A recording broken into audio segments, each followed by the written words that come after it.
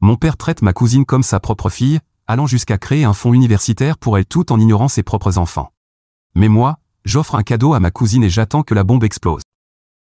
Pour donner un peu de contexte, le favoritisme envers ma cousine Marie a provoqué des tensions dans notre famille depuis aussi longtemps que je me souvienne. Je suis le plus jeune de 3 frères et sœurs, mes frères, Brett et Jason, sont jumeaux, et nous sommes tous d'accord pour dire que notre père a toujours privilégié Marie à notre détriment. Cela peut sembler mesquin, mais imaginez grandir en étant constamment éclipsé par une cousine qui, honnêtement, n'a rien d'extraordinaire. Marie, qui a 1 an de moins que moi, est l'unique enfant de mon oncle et ma tante. Naturellement, ses parents l'adorent, ce qui est compréhensible. Ce qui nous dérange, c'est à quel point notre père la gâte. Il lui achète tout ce qu'elle veut, lui donne toute son attention, et nous compare constamment à elle. Ce favoritisme a toujours été une source de douleur pour mes frères et moi, nous faisant sentir ignorés et dévalorisés depuis que nous sommes enfants. Marie et moi avons commencé l'école la même année, malgré notre différence d'âge, parce que mon père et mon oncle voulaient que nous grandissions ensemble. Ils nous poussaient constamment à passer du temps ensemble. Tous les matins, mon père me faisait me lever très tôt pour que nous puissions passer prendre Marie sur le chemin de l'école. Je n'ai jamais compris pourquoi elle ne pouvait pas simplement prendre le bus comme tout le monde. Quand je lui demandais pourquoi je devais sacrifier mon sommeil, il m'éconduisait, me traitant d'égoïste et me rappelant de traiter Marie comme de la famille. Ce favoritisme ne s'arrêtait pas à l'école. Marie était introvertie et n'avait pas beaucoup d'amis, tandis que j'étais plus extraverti et aimais passer du temps avec mes camarades, ce qui la rendait malheureuse. Mais si je ne passais pas chaque pause déjeuner avec elle, elle se plaignait à mon père, qui me grondait alors de ne pas inclure ma petite sœur, comme il l'appelait, tandis que je levais simplement les yeux au ciel et l'ignorais. Cela m'irritait énormément de voir à quel point il montrait du favoritisme envers elle plutôt qu'envers ses propres enfants. J'avais l'impression que mes sentiments ne comptaient jamais. Je ne pouvais pas avoir mes propres amis ou mon propre espace sans être culpabilisé pour devoir distraire Marie. Le favoritisme de mon père ne semblait pas déranger mon oncle et ma tante, cependant. En fait, il l'encourageait. Vous voyez, mon père et mon oncle ont toujours été très proches. Ils ont seulement 1 an et demi d'écart, donc ils ont grandi ensemble. Mon oncle, étant l'aîné, a appris à mon père à faire du vélo, se raser la moustache, et changer l'huile de voiture. Leur propre père n'était pas vraiment présent, donc mon oncle et mon père comptaient essentiellement l'un sur l'autre et se soutenaient toujours. C'est pourquoi ils insistaient pour que nos 2 familles soient toujours ensemble. Cependant, ma mère ne partageait pas ce sentiment. Mes frères aînés m'ont dit que maman n'aimait jamais passer beaucoup de temps avec mon oncle et ma tante, mais elle n'avait pas le choix puisqu'ils venaient fréquemment chez nous. Chaque fois qu'elle essayait d'en parler à papa, il rejetait ses sentiments, disant que la famille devait rester unie et qu'il aimait passer du temps avec son frère. Si ma mère ne voyait pas d'inconvénient à ce que papa passe du temps avec son frère, elle se sentait obligée de socialiser parce que ma tante venait aussi. Je suppose que parfois les gens ne s'entendent tout simplement pas, ce qui explique pourquoi ma mère n'aimait pas passer du temps avec ma tante. Elle la trouvait trop bavarde, trop familière, et séduisante envers les hommes. C'était compréhensible, car ma tante et mon oncle avaient à l'époque un mariage ouvert, ce qui signifiait qu'ils pouvaient flirter et coucher avec qui ils voulaient. Ma tante partageait souvent des détails avec ma mère sur les différents hommes avec qui elle avait des aventures, ce qui mettait ma mère mal à l'aise puisqu'elle ne croyait pas à ce genre de mariage. De plus, elle trouvait inapproprié d'avoir ces conversations dans une maison avec des enfants, donc chaque fois que ma tante et mon oncle nous rendaient visite, elle envoyait Brett et Jason jouer avec d'autres enfants du quartier pour éviter qu'ils n'entendent ces conversations d'adultes. Mon père, en revanche, n'a jamais eu de problème avec le mariage de mon oncle et ma tante et riait en écoutant leurs histoires aventureuses. L'année où ma mère est tombée enceinte de moi, ma tante a finalement avoué qu'elle voulait aussi concevoir un enfant. Cependant, elle et mon oncle avaient des problèmes de fertilité depuis leur mariage. Entendre de la part du médecin qu'ils pourraient ne jamais avoir d'enfant les attristait profondément, et ils se disputaient souvent. Finalement, ils ont décidé de rester mariés mais d'avoir une relation ouverte pour explorer d'autres connexions tout en restant engagés l'un envers l'autre. Pourtant, ma tante avouait qu'elle rêvait toujours d'avoir un enfant à elle.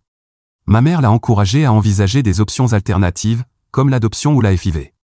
Bien que ces options soient coûteuses, elles représentaient des solutions viables s'ils voulaient vraiment fonder une famille. Quand je suis né, ma mère a souffert de complications qui ont tragiquement conduit à sa mort à cause d'une hémorragie.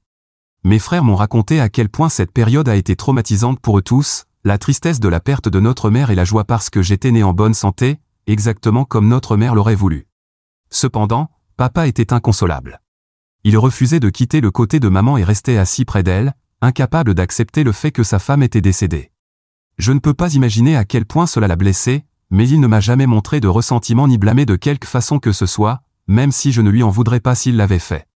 Je souhaite que ma mère soit vivante parce qu'elle me manque tout le temps, même si je n'ai jamais eu la chance de la connaître. Mes frères ont tellement d'histoires à son sujet, alors que je ne la connais qu'à travers des photos.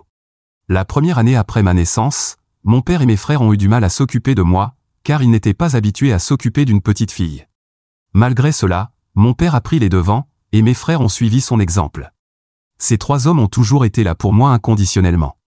Je ne me souviens pas d'un seul jour où mes frères se sont disputés avec moi en grandissant. Ils m'ont toujours emmené partout où ils allaient, et j'étais comme leur petit acolyte. Même lorsqu'ils jouaient aux jeux vidéo, ils me laissaient m'asseoir à côté d'eux pour regarder. Ils ne se disputaient jamais avec moi pour de la nourriture et me laissaient toujours la plus grosse part de pizza si je la voulais. J'ai toujours eu la priorité pour utiliser la salle de bain, car ils comprennent que certains jours du mois, j'en ai peut-être plus besoin. Je sais que les frères peuvent parfois être méchants et agaçants, mais les miens sont de véritables amours, ils me traitent comme une princesse. Bien que j'ai entendu de nombreuses histoires de mes amis sur les disputes entre frères et sœurs, je n'ai jamais vécu cela, car mes 2 frères sont calmes et raisonnables. Le plus grand sujet de désaccord que nous avons eu concernait un film, et cela s'est vite réglé par un simple vote. Notre lien a toujours été harmonieux, et je me sens chanceuse d'avoir des frères aussi attentionnés. Après le décès de ma mère, mon oncle et ma tante ont toujours été présents pour nous en grandissant. Heureusement, ma tante est tombée enceinte quelques mois après ma naissance. La nouvelle de la grossesse de ma tante a été une source de joie pour toute notre famille, car tout le monde savait combien d'efforts et de temps elle et mon oncle avaient consacré à essayer de concevoir un enfant. Lorsque Marie est née, elle et moi avons passé beaucoup de temps ensemble puisque nous n'avions qu'1 an d'écart, et mon père ainsi que mon oncle voulaient que nous tissions des liens dès notre jeune âge. Au début, j'aimais passer du temps avec Marie, mais lorsque vous êtes forcé de passer du temps avec quelqu'un jour après jour, vous perdez vite tout intérêt. Quand j'ai commencé l'école, je me suis fait de nouveaux amis et, naturellement, j'ai commencé à passer moins de temps avec Marie. Cependant, mon père et mon oncle s'attendaient toujours à ce que je sois là pour elle et que je m'occupe d'elle. Marie a tendance à être très pleurnicharde et a toujours été assez dramatique. Comme elle a grandi sans frères et sœurs, elle n'a jamais appris à partager et était toujours très possessive avec ses affaires. Malheureusement, mon oncle et ma tante n'ont jamais corrigé ce comportement, donc cela a continué pendant ses années scolaires. Elle se disputait avec quiconque essayait d'emprunter son crayon ou sa gomme. Chaque fois qu'elle avait un désaccord avec un camarade de classe, elle faisait une crise au sol. Naturellement, les enfants n'aiment pas les autres enfants qui se comportent ainsi, ce qui signifiait qu'ils arrêtaient de l'inclure dans leur jeu ou l'évitaient sur la cour de récréation. Chaque fois qu'elle se plaignait à ses parents, ils blâmaient l'enseignant ou les autres élèves pour leur manque d'inclusion, au lieu de reconnaître les défauts de leur propre fille. Le fait d'être forcé de passer autant de temps avec Marie a naturellement érodé ma patience envers elle. Ce n'était pas facile de s'entendre avec elle. Si elle voulait regarder une émission télé, nous devions la regarder, même si je n'aimais pas. Si elle voulait manger dans un restaurant particulier, je devais accepter, même si je n'en avais pas envie, sinon elle faisait une crise. Si je devais aller à une fête d'anniversaire où seul j'étais invité, ma tante demandait à mon père de me convaincre d'emmener Marie avec moi pour qu'elle puisse se faire de nouveaux amis. Je finissais par me disputer avec mon père, épuisé d'être toujours avec elle. Marie avait aussi la mauvaise habitude de s'intéresser aux garçons qui me plaisaient. Si elle me voyait me rapprocher d'un garçon, elle allait l'aborder et se présenter comme ma sœur, en insistant sur notre proximité. Elle racontait ensuite des histoires embarrassantes de mon enfance comme si elles étaient drôles. Quand mes frères ont obtenu leur diplôme de lycée, ils savaient déjà que papa n'avait pas assez d'économies pour les envoyer à l'université. En conséquence, ils ont tous les 2 travaillé très dur pour obtenir des bourses partielles qui les ont aidés de manière significative. Ils ont également dû contracter des prêts étudiants pour terminer leurs études. L'idée était que je suive les traces de mes frères et que j'obtienne une bourse. Je savais, avant de terminer le lycée, que je devais améliorer mes notes et commencer à postuler dans de bonnes universités. Ainsi, pendant mes 2 dernières années de lycée, j'ai réduit le temps passé avec mes amis pour me concentrer davantage sur mes études. Marie m'envoyait souvent des SMS ou m'appelait pour qu'on se voie, mais j'ignorais ses demandes. Elle insistait sur le fait que les gens de notre âge devaient s'amuser et que je perdais mon temps à la bibliothèque. L'année où j'ai terminé le lycée, j'ai reçu des lettres d'acceptation de 2 de mes universités préférées et j'ai dû choisir entre elles. Marie prévoyait également de postuler à une université l'année suivante, mais ce n'étaient pas les mêmes options que moi. Cependant, une des universités qui m'avait accepté était dans la même ville que la sienne, donc ma famille s'attendait à ce que je choisisse cette université. Marie parlait avec enthousiasme de son impatience de prendre un appartement avec moi et de vivre ensemble pour assister à nos cours tout en s'amusant. Je ne pouvais pas m'empêcher de trouver cela un peu ridicule. J'aimais bien ma cousine, mais je ne voulais pas passer toute ma vie universitaire coincée avec elle contre mon gré. Alors, j'ai choisi l'autre université sans en discuter avec mon père. Comme j'avais une bourse et que je faisais les démarches pour les prêts, c'était essentiellement ma décision. Quand mon père l'a appris, il était furieux. Il a essayé de me forcer à changer d'université, mais je lui ai fermement dit que c'était ma vie et mon choix. Il m'a exprimé sa déception, disant que j'avais consciemment choisi une autre université juste parce que je ne voulais pas passer du temps avec ma cousine. Il a essayé de me convaincre qu'avoir une sœur comme Marie était la meilleure chose au monde. Cela m'a frustré, et j'ai répondu que j'avais déjà des frères et que j'adorais passer du temps avec eux. Je lui ai dit qu'il devait arrêter de me forcer à passer du temps avec elle parce que j'étais maintenant adulte et que je devais prendre mes propres décisions dans la vie. Ma tante et mon oncle ont également exprimé leur déception. Ils m'ont appelé pour dire combien Marie avait hâte de vivre avec moi et combien cela aurait amélioré son expérience universitaire. Cependant, je ne m'en souciais pas et j'étais heureuse de mon choix d'université.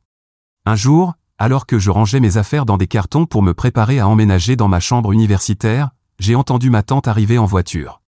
Ce n'était pas inhabituel car, ces derniers temps, depuis que mes frères étaient partis, elle venait parfois passer du temps avec mon père ou cuisiner pour nous. Normalement, pendant ces visites, j'essayais de quitter la maison pour l'éviter. Cependant, cette fois, j'étais à la maison, alors je me suis enfermée dans ma chambre et je suis restée silencieuse, espérant que mon père penserait que je dormais et ne m'appellerait pas pour les rejoindre.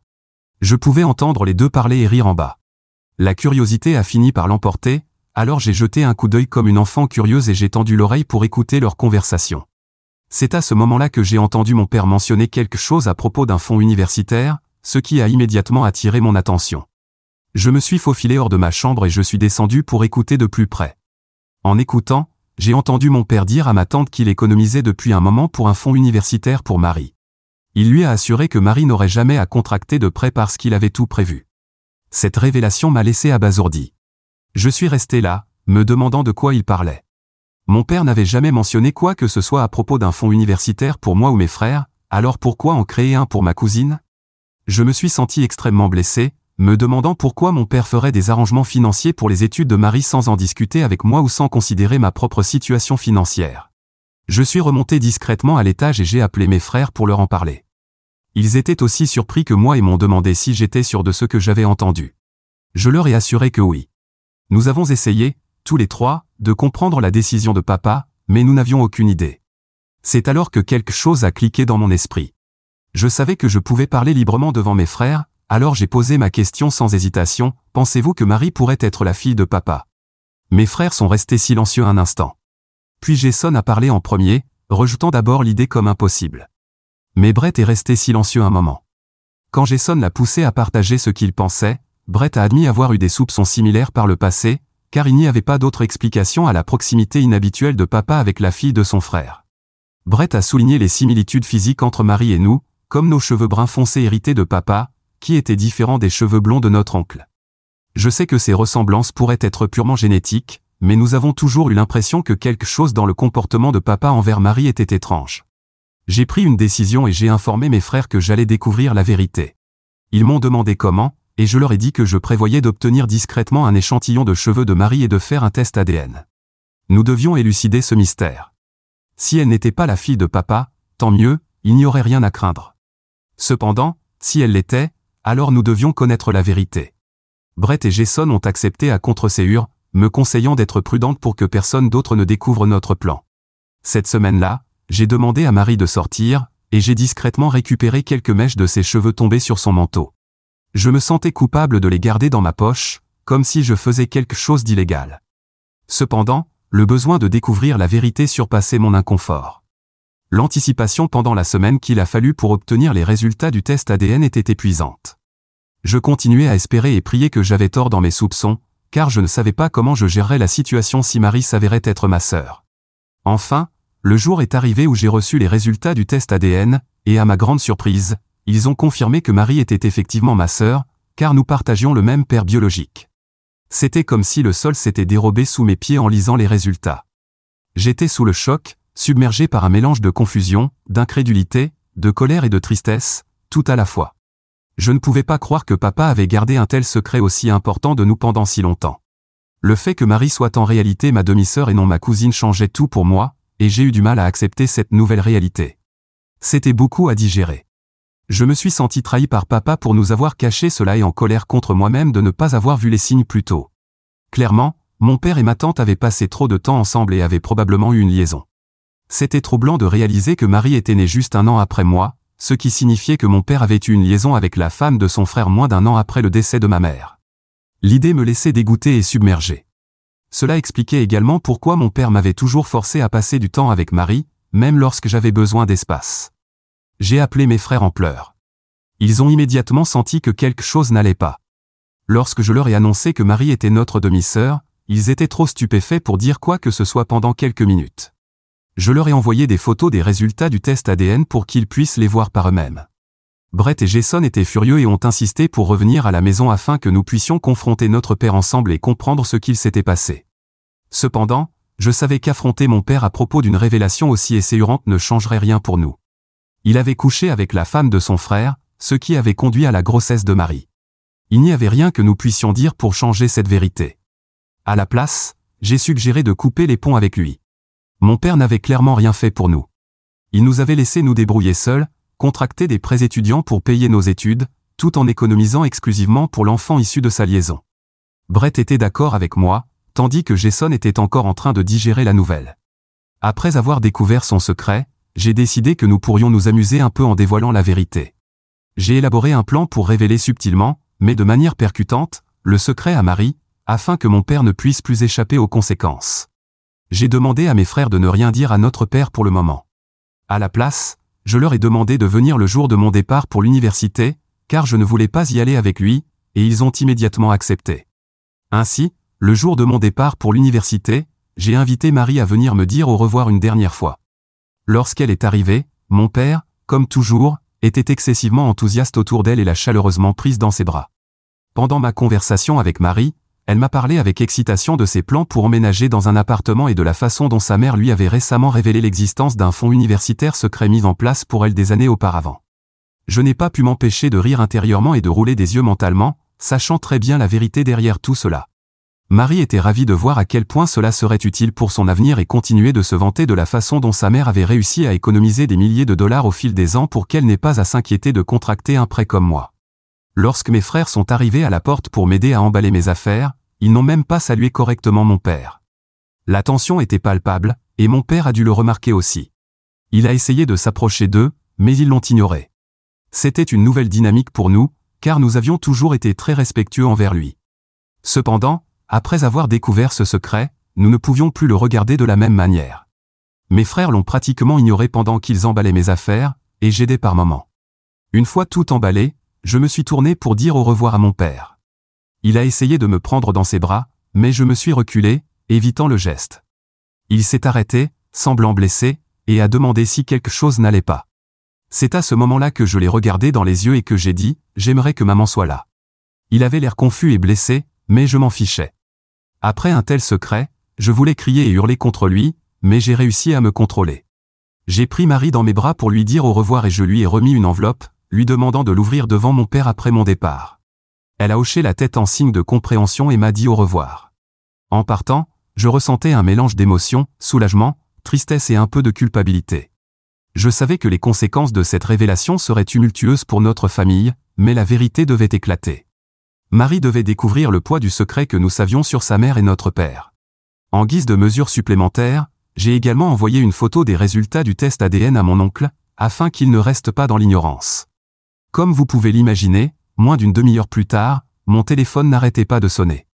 Mes frères ont également reçu plusieurs appels de ma tante et de mon père, qui essayaient clairement de nous joindre pour justifier leurs actions, mais ils n'ont jamais répondu. Puis mon oncle a appelé, et j'ai décidé de décrocher, sachant à quel point il devait être choqué après avoir lu le document. Il m'a demandé directement si le test était faux, et je me suis senti terrible en lui disant que j'aurais aimé que ce soit le cas. Je lui ai expliqué comment la nouvelle avait bouleversé la perception que mes frères et moi avions de notre père en l'apprenant. Mon oncle a alors pris une profonde inspiration et m'a demandé si j'allais bien.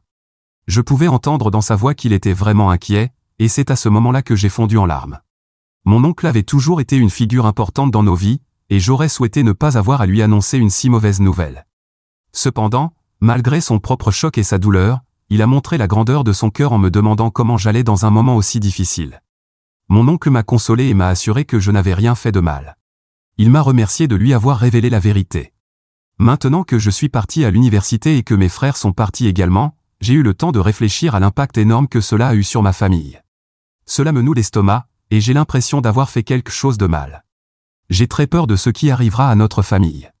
Suis-je une mauvaise personne pour avoir révélé la vérité à ma cousine? Ai-je fait ce qu'il fallait? Mise à jour 1. Les répercussions de la révélation de la vérité ont plongé ma famille dans un chaos total. J'ai appris que Marie et mon oncle ont rapidement déménagé après la révélation, car ils ne veulent plus rien avoir à faire avec ma tante. Pendant ce temps, la réaction de ma tante a été violente et douloureuse. Elle m'a inondé de messages, allant d'accusations abusives à des tentatives de justifier sa liaison avec mon père. Dans ces messages, elle est même allée jusqu'à me blâmer pour avoir brisé son mariage. Elle a écrit que ma mère aurait honte de moi pour avoir essayé de blesser et de détruire la famille. Quant à mon père, il est resté totalement silencieux depuis ce jour, refusant de reconnaître ses torts. Je n'ai reçu aucun message ni appel de sa part jusqu'à présent, et cela me convient, car je sais qu'il n'y a rien qu'il puisse dire pour que je lui pardonne. Merci à tous pour vos commentaires. Bien que je sache au fond de moi que révéler la vérité était la bonne chose à faire, la culpabilité pèse encore lourd sur moi.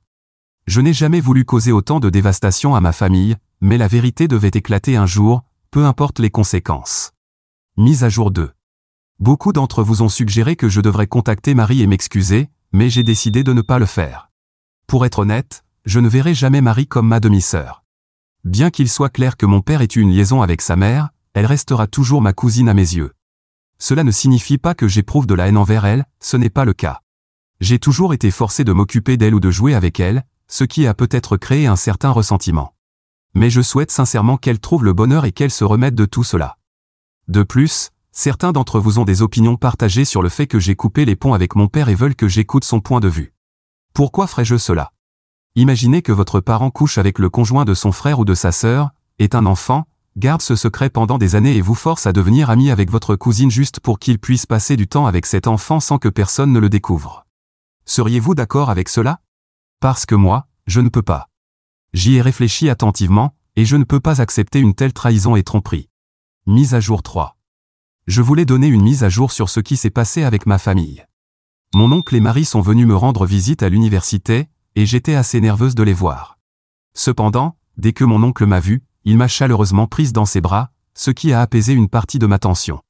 Lorsque Marie et moi nous sommes salués poliment, il y avait un peu de maladresse dans l'air. En nous asseyant pour discuter, mon oncle m'a informé qu'il avait coupé tout contact avec mon père depuis ce jour-là. C'était triste à entendre, mais pas surprenant, étant donné la liaison que mon père avait eue avec sa femme. La conversation était lourde, mais il y avait aussi un sentiment de clôture, sachant que mon oncle avait pris une décision pour son propre bien-être. Puis mon oncle m'a dit qu'il allait divorcer de ma tante et m'a demandé si elle avait été en contact avec moi. Je lui ai montré certains des messages qu'elle m'avait envoyés, ce qui l'a mis en colère. Il a pris des photos de ces messages et m'a assuré que lui et son avocat spécialisé dans les divorces s'en occuperaient. J'ai été surprise qu'il ait déjà engagé un avocat pour le divorce. Mon oncle a expliqué qu'il ne pouvait pas rester avec elle après la façon dont elle l'avait trahi. Marie m'a ensuite demandé comment je m'en sortais à l'université, et je lui ai répondu que ça allait. Elle m'a demandé si je savais déjà que le fonds universitaire dont sa mère avait parlé avait en fait été créé par mon père pour elle. J'ai hoché la tête et lui ai dit que j'avais entendu la conversation la nuit où sa mère était venue seule parler à mon père, ce qui avait éveillé mes soupçons à leur sujet dès le départ. Marie m'a alors informé qu'elle avait rendu l'intégralité du fonds à mon père et lui avait demandé de ne plus jamais la contacter. Elle a dit qu'elle trouvait leur liaison totalement dérangeante et ne pouvait pas accepter quelqu'un d'autre comme son père. Je l'ai assuré qu'elle avait pris la bonne décision, surtout que mon père n'avait toujours pas reconnu ni accepté ses torts à ce jour. Mon oncle a grimacé, visiblement encore en colère, et m'a raconté comment, la nuit où il avait découvert toute l'histoire, il s'était rendu chez mon père avec l'intention de le battre à mort. Cependant, Marie l'avait arrêté, et parce qu'il l'aimait tellement, il s'était retenu. Sinon, a-t-il dit, mon père serait enterré sous terre. Je comprenais à quel point cela devait être frustrant pour lui d'avoir élevé sa petite fille pendant si longtemps pour découvrir qu'elle n'était même pas biologiquement la sienne. Ce que mon père avait fait représentait la plus haute forme de trahison entre frères. Après ma conversation avec Marie et mon oncle, je me sens beaucoup mieux quant à ma décision de couper les ponts avec mon père. En ce qui concerne mes frères et moi, nous allons bien. Nous trois, nous sommes une famille, et nous nous soutiendrons toujours. Je leur parle régulièrement, et nous prévoyons de trouver des emplois dans la même ville à l'avenir pour pouvoir vivre ensemble. Mise à jour 4. Avant de passer à la mise à jour proprement dite, comme cela fait 3 semaines que je n'ai pas écrit, je vais répondre à certaines questions concernant mon oncle. Puisque je n'ai pas expliqué son point de vue mais que j'ai partagé celui de mon père, il semble juste de parler des deux. Pour commencer, mon oncle avait une relation ouverte avec ma tante, mais il y avait certaines règles entre eux, et aucune d'elles ne permettait à ma tante de coucher avec quelqu'un qu'il connaissait, comme mon père. Surtout mon père, car cela aurait été très gênant. Donc, pour lui, c'était une double trahison, malgré le mariage ouvert, car il ne s'attendait certainement pas à tout cela. Il avait pensé qu'il avait enfin réussi à avoir une fille, pas que sa femme avait couché avec son frère et était tombée enceinte de lui. Voilà la version de mon oncle. Maintenant, voici la version de mon père, qu'il a partagée lorsqu'il a rendu visite à Jason. Pour rappel, Jason était celui qui était le moins en colère, bien qu'il n'ait certainement pas été content de tout cela. Mon père lui a rendu visite pour avoir une conversation. Avant cela, il écrivait à nous tous, y compris à Brett et à moi. Mais je l'avais bloqué. Et Brett, pour être honnête, je ne sais pas ce qu'il a fait. Quoi qu'il en soit, Jason nous a tout raconté sur la visite de mon père, ce qui a été un peu surprenant, même pour lui. Il a dit que mon père avait essayé de s'excuser, pour faire court, qu'il avait dit que tout cela avait été une erreur, qu'il ne l'avait pas planifié, que cela était arrivé, blablabla. En gros, ce que tout le monde prit dans ce genre de situation dit. Il a également dit qu'il n'avait jamais trompé notre mère et qu'il ne voulait pas nous blesser. C'est pourquoi il n'avait jamais révélé le secret. Enfin, il a mentionné le fond, et son excuse était qu'il l'avait créé au cas où mon oncle découvrirait la vérité et déshériterait Marie. C'était une sorte d'assurance pour elle au cas où quelque chose comme ça arriverait. Mais, honnêtement, rien de ce qu'il a dit ne me semble vrai, ou du moins pas complètement. Cela n'explique pas pourquoi il a créé un fonds universitaire pour elle et pas pour nous. Il y a clairement du favoritisme. Je ne suis pas non plus si sûr qu'il n'ait pas trompé ma mère, étant donné à quel point mon père semblait approuver le mariage ouvert de mon oncle et de ma tante. Mais les deux seules personnes qui pourraient le confirmer sont ma tante et mon père. Je suppose que ce sera l'un de ces secrets qu'ils emporteront dans leur tombe. Quoi qu'il en soit, cela ne suffit pas pour que je lui pardonne, même si tout ce qu'il a dit est vrai. Il y a encore des mensonges et des trahisons qui ont causé beaucoup de douleur. Même Jason pense quelque chose de similaire parce que, bien qu'il ait été prêt à écouter notre père, ce n'est pas comme s'il lui avait pardonné non plus. Mais c'est tout ce que je sais pour l'instant.